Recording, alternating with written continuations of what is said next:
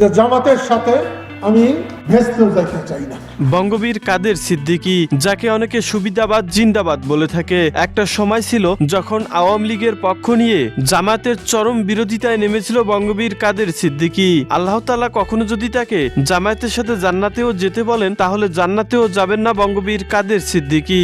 1971 সালে বঙ্গবীর কাদের সিদ্দিকীর ভূমিকা থাকলেও 24-এর বৈষম্য বিরোধী ছাত্র আন্দোলনে বঙ্গবীর কাদের সিদ্দিকী কিঞ্চিত পরিমাণ কোনো ভূমিকা ছিল না।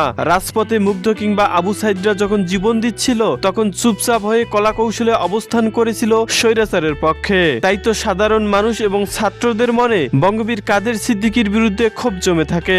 স্বাধীন বাংলার পরবর্তী সময়ে বঙ্গবন্ধুর 32 নম্বর ধানমন্ডির বাসা দেখতে যাওয়ার সময় ছাত্রদের ক্ষোভের মুখে পড়ে বঙ্গবীর কাদের সিদ্দিকী।